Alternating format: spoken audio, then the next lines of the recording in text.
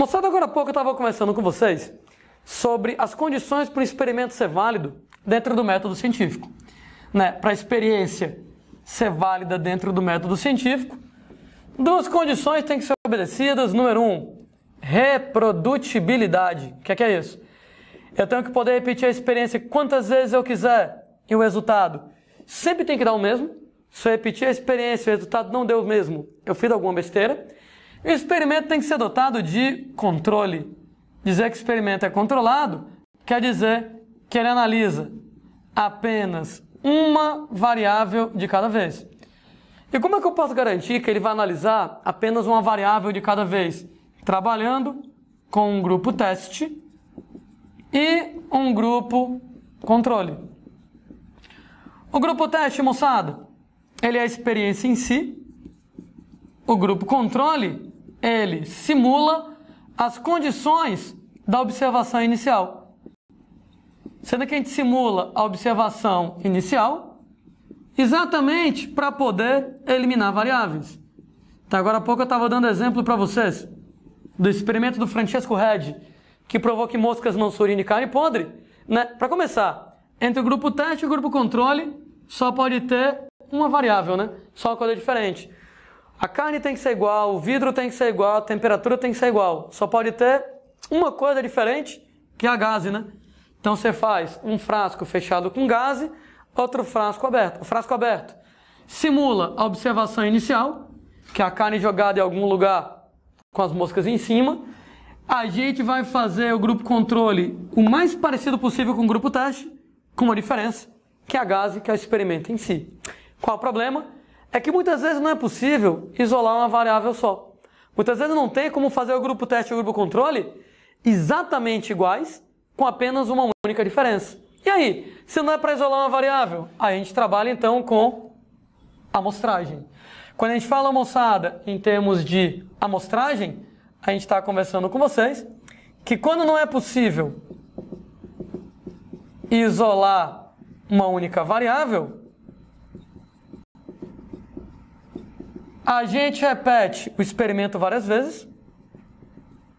A vantagem de repetir o experimento várias vezes é que você dilui as diferenças nas várias repetições.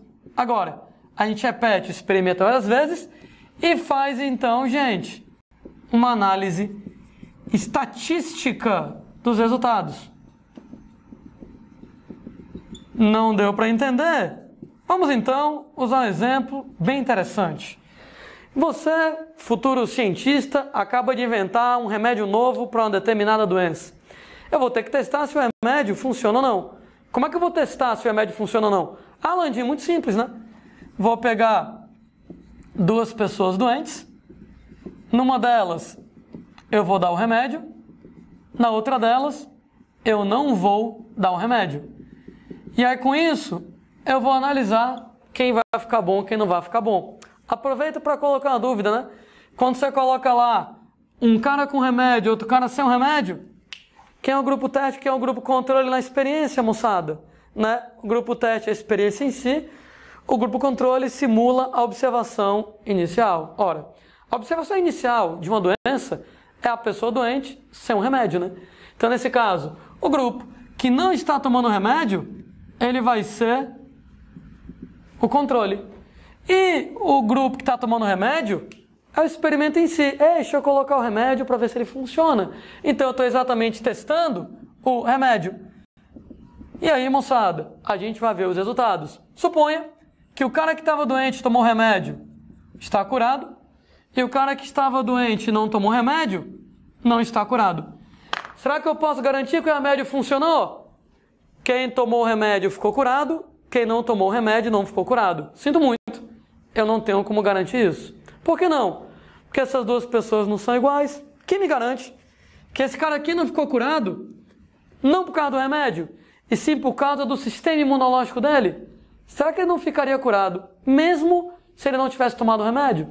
Será que o sistema imune dele não deu conta e o remédio não ajudou em porcaria nenhuma?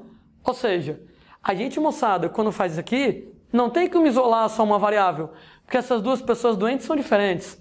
Eu não tenho como garantir que você tomou um remédio e ficou bom por causa do remédio.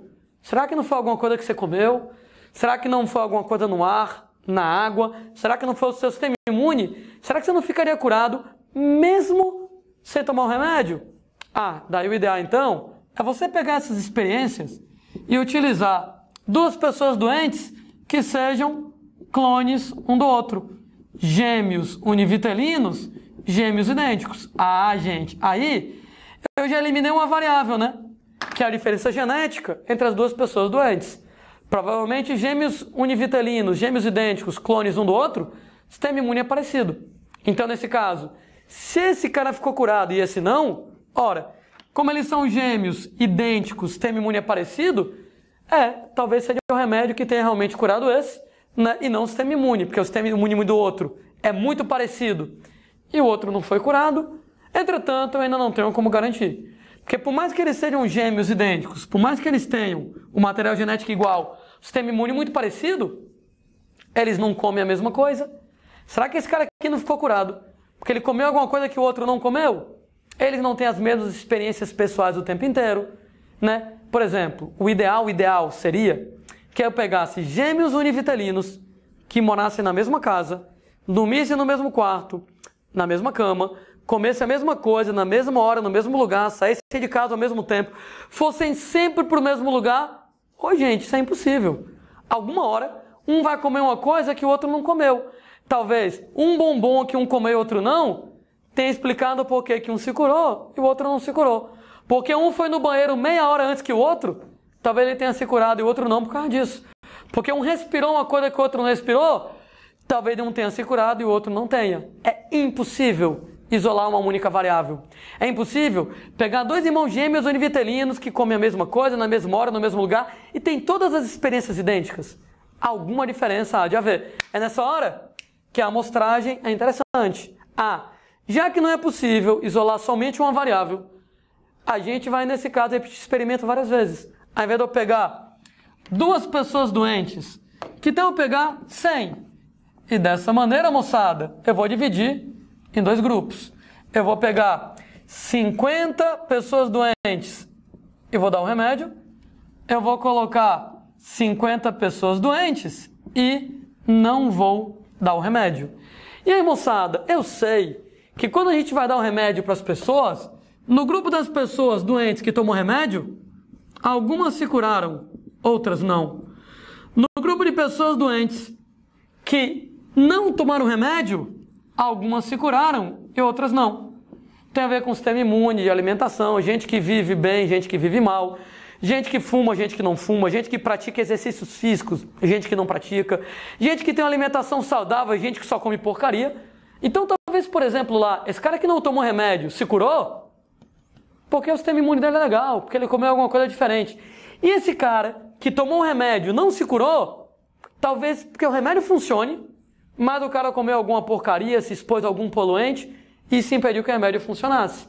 Daí, lá vamos nós ter que brincar com uma análise estatística do resultado nesse caso. Suponha, por exemplo, gente do grupo de 50 pessoas doentes que tomaram remédio, a gente tem que 45 se curaram e 5 não se curaram. Do grupo de pessoas doentes que não tomaram remédio, suponha, por exemplo, lá que 10 se curaram e 40 não se curaram. Gente, será que você diria para mim que esse remédio funciona ou não funciona? Alguém vai dizer, ô Landim, não funciona, né? Porque tem gente que tomou remédio e não ficou curado. Sinto muito, não é desse jeito que você tem que pensar.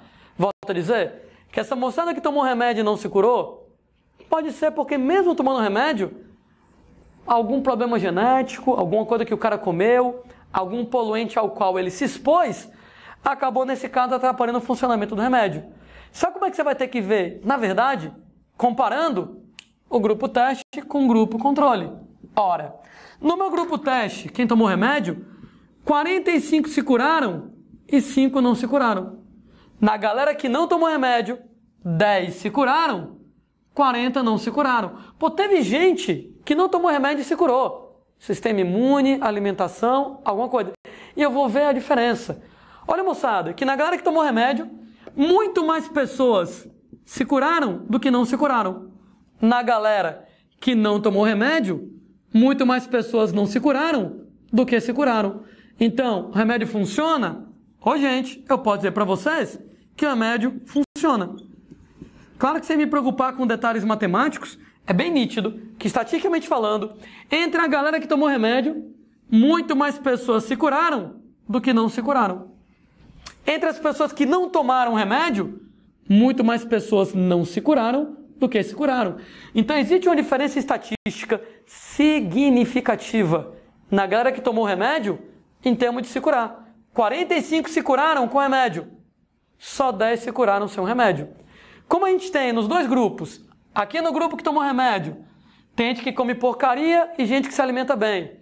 No grupo que não tomou remédio, item. No grupo que toma remédio, tem gente que fuma, tem gente que não fuma. No grupo que não toma remédio também. Então, dilua as diferenças. É impossível que, estatisticamente falando, por coincidência, todo mundo que tem uma alimentação saudável, não fuma, pratica exercícios, ficou no grupo com remédio. E todo mundo que só come porcaria, não tem lá uma prática de exercícios físicos, fuma e etc., ficou no grupo que não toma remédio. Claro que é impossível que, por coincidência, tenha sido assim. Então, nos dois grupos, tem gente que mora bem, que mora mal. Tem gente, por exemplo, lá que se expõe a poluentes, não se expõe. Tem gente, por exemplo, lá que se alimenta bem, se alimenta mal e daí por diante. Então as diferenças foram diluídas. E aí eu vejo que muito mais pessoas curadas do que não curadas com remédio, muito mais pessoas não curadas do que curadas sem o remédio então, ele vai acabar funcionando.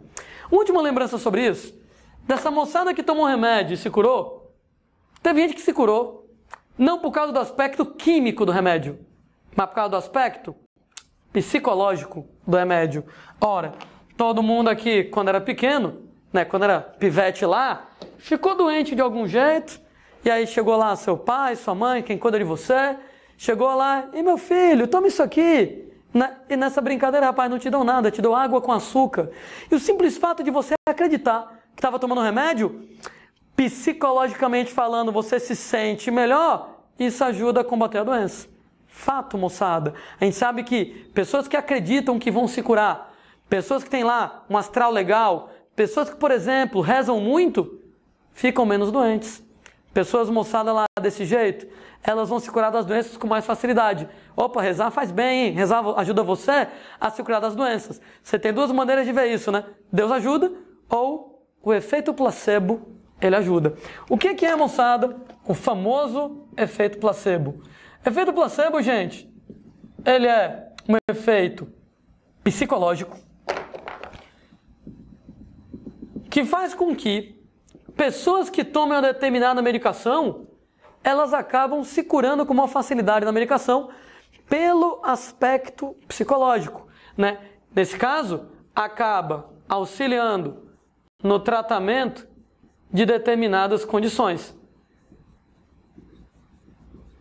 Isso, gente, é fisiológico, isso aí é um fenômeno que é conhecido lá pela medicina, pela biologia. Para mim tem várias provas de que o efeito placebo ele funciona. Claro, por exemplo, já feito várias experiências interessantes. Por exemplo, né, uma pessoa que está doente, se ela sabe que alguém reza por ela, ela melhora com mais facilidade. Por quê? A pessoa está lá se lascando, né? Pô, tem alguém torcendo por mim, rezando para eu ficar melhor. A pessoa psicologicamente, né, se sente bem e vai acabar se curando com a facilidade maior. Detalhe, se você acha que nesse caso lá que a reza ajudou, as mesmas pesquisas mostram que se alguém reza pela pessoa e a pessoa não sabe que estão rezando por ela, não adianta. Na verdade, o que adianta é quando ela sabe que estão rezando por ela, né? Nesse caso, moçada, o efeito psicológico ajuda ela a se tratar, né? De onde é que vem isso? Basicamente de um hormônio, né?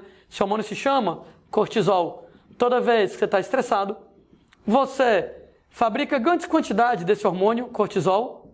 Falaremos um bocado sobre ele no futuro. E o cortisol baixa a imunidade. De maneira, moçada, que aumenta o risco de você ficar doente. Então quem está triste, quem está deprimido, quem levou um chifre, por exemplo, lá e tal, o risco de ficar doente é muito maior. Por outro lado, gente, se você acredita que vai ficar bom, gente, aumenta a sua chance pra caramba de ficar bom, né? Uma vez que você, nesse caso, não esteja estressado, diminui o cortisol, melhora a sua imunidade e, com isso, diminui o risco de você ficar doente e facilita a resolução de um problema que você venha a ter. O fenômeno, moçada, de placebo é um fenômeno fisiológico que já foi descrito em vários animais. Tem rato, por exemplo, tem o efeito placebo. Você pega um ratinho e treina ele, para quando ele está com dor, ele fica de um lado da gaiola. Quando ele está sem dor, ele fica de outro lado da gaiola. E aí você também ensina ele que quando ele come aspirina, a dor dele passa. Aí você vai lá e sacaneia o rato, né? Dá um choque, daí ele vai lá pro lado da gaiola, estou com dor. Aí você vai lá e dá aspirina para ele, ele vai pro lado da gaiola, estou sem dor. Então funciona a aspirina no rato. Se você der um choque no ratinho, para ele ficar com dor, e ao invés de aspirina, der alguma coisa para ele muito parecida, com o mesmo gosto, com a mesma aparência, que a gente chama de um placebo da aspirina, ele, pelo fato de acreditar que tomou aspirina, já se sente melhor. E vai para o lado da gaiola que diz que estou sem dor. Ou seja, até em rato você tem um lance do efeito placebo. Até em rato, se ele vai lá e acredita que foi medicado, diminui o cortisol, aumenta a imunidade, ele resolve os problemas dele com uma facilidade bem maior. Volto a dizer, funciona assim, funciona o contrário. O efeito placebo do mal se chama lá de efeito nocebo. Se você acredita que vai ficar bem, você vai ficar bem. Se você acredita que vai ficar mal, você vai ficar mal. Se você tem algum amigo hipocondríaco, depois você pode também sacanear seu amigo hipocondríaco, aquele cara que tem mania de doença, chega assim para ele: fulaninho, já viu a doença nova que apareceu? Ela tem um sintoma tal, tal e tal. Rapaz, dá meia hora, ele está com sintomas tudinho. E às vezes ele está com sintomas mesmo porque desenvolve a doença mesmo. Porque às vezes o simples fato do cara se estressar com a possibilidade de ficar doente, o cortisol dele dispara, a imunidade dele despenca e sim aumenta o risco de ele ficar doente. É por isso que muitas vezes essas coisas de crendice popular, a galera de repente vai lá e fica doente porque se expôs a determinada situação que não tem nada a ver, Que não sei como é que é na região onde você mora, mas aqui no Nordeste o pessoal tem muito uma crença de que você de repente vai lá e tomar banho de água quente do sol, Sol de repente às vezes à tarde esquenta a água.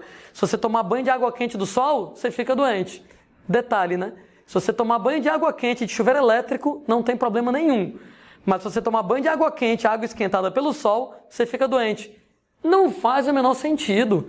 Não interessa quem esquentou a água. Se a água foi esquentada pelo sol, pelo lá o chuveiro elétrico, é água quente. Um cara não vai ficar doente por causa disso ou por causa de outra coisa. Entretanto, aqui no Nordeste o pessoal acredita mesmo, tomou banho de água quente do sol, o cara vai ficar doente. Minha mãe, se eu colocar minha mãe para tomar banho de água quente do sol, ela vai ficar doente sim. Mas por quê? É efeito psicológico. Ela acredita piamente que aquilo ali vai deixar ela doente, ela fica estressada com aquilo lá, a imunidade dela cai e é capaz dela ficar doente mesmo. Então provavelmente é alguma coisa que você diz assim, manga com leite, outro clássico do Nordeste, faz mal. Claro que não faz mal, gente, claro que não causa doença nenhuma, mas se você acreditar que faz mal, é capaz de fazer mal para você. Agora por causa do efeito nocebo, do efeito placebo negativo. Como é que eu testo isso em relação à análise do medicamento? Será, moçada, que esse carinha que tomou o remédio e ficou curado por causa do efeito químico do remédio ou por causa do efeito psicológico? Por causa do efeito placebo? Quer tirar dúvida nesse caso? Muito simples. Eu vou lá pegar, por exemplo, um indivíduo e nessa brincadeira vou dar o remédio para algumas pessoas e nas pessoas, moçada, que eu não dou remédio, eu vou dar um placebo. Eu vou dar um comprimido igualzinho, com o mesmo gosto, com a mesma aparência, mas sem nada dentro de remédio, com farinha, com açúcar, alguma coisa que não faz diferença. E acreditem, moçada, muita gente que vai tomar o placebo vai ficar bom. A taxa de cura do placebo, 20 ficou curado aqui, 30 não ficou curado com placebo. É bem melhor do que você não dá nada. Quando a gente faz isso, eu tiro uma diferença a mais. Eu tiro uma variável a mais em relação à experiência, que é exatamente o psicológico. Porque os dois estão tendo efeito psicológico em relação a estar tomando alguma coisa. É claro que quem está tomando placebo não pode saber que está tomando placebo, Se eu chegar pro cara e disser, tu tá tomando um comprimido de farinha, não adianta, gente? Tu tá tomando um comprimido de açúcar, não adianta. Ele tem que acreditar que está tomando remédio assim também. Tanto é que a gente vai dar o remédio e o placebo com a mesma característica, gosto, aparência e tal do remédio, e ninguém sabe quem está tomando o quê. E com isso, os dois têm um efeito psicológico de estarem sendo tratados. Esse tipo de experiência normalmente é feita dentro do chamado método duplo cego. O termo, gente, é método duplo cego porque, número 1, os pacientes estão cegos. Ninguém sabe quem é que está tomando o remédio, quem é que está tomando o placebo. E duplo cego, porque os médicos que analisam as pessoas também estão cegos, entre aspas. A galera chegou à conclusão de que quando o médico sabe que a pessoa está tomando um remédio de verdade, ele tende a achar que a pessoa está melhorando mais do que ela realmente está melhorando. E o médico, quando sabe que a pessoa está tomando o placebo, ele tende a achar que a pessoa não está melhorando como a pessoa diz. Ou seja, o próprio médico é influenciado pelo efeito placebo. Então ele sabe, por exemplo, quando o cara está tomando remédio, que ele está tomando placebo, ele tende a achar que esse cara está melhorando mais e aquele cara não está melhorando como ele diz que está. Tanto é que hoje em dia, para fazer teste de remédio, no método duplo cego, você tem um cara que é administrador da experiência, eu sou administrador da experiência. Eu distribuo quem vai tomar o remédio, quem vai tomar o placebo. E, gente, os pacientes não sabem quem está tomando o remédio, quem está tomando o placebo, nem o médico que acompanha eles. Então tem um médico, os médicos que acompanham lá os sintomas, quem está melhorando, quem não está, os médicos também estão cegos. Eles não sabem quem está tomando o remédio e quem está tomando o placebo. Tudo isso para poder tirar o efeito psicológico. Então, duplo cego, só eu que sei de tudo. Só que eu não estou lidando com os pacientes, nem com sintomas, nem nada. Só eu que sei de tudo. Eu sei quem está tomando o quê, mas o paciente não sabe, cego. O médico não sabe, cego. E com isso a gente tira os efeitos psicológicos que poderiam influenciar nesse tipo de experiência. Tudo com o objetivo de chegar e tentar deixar da melhor maneira possível uma única variável de diferença entre o meu grupo teste e o meu grupo controle. Quem está tomando remédio de verdade e quem não está tomando remédio de verdade.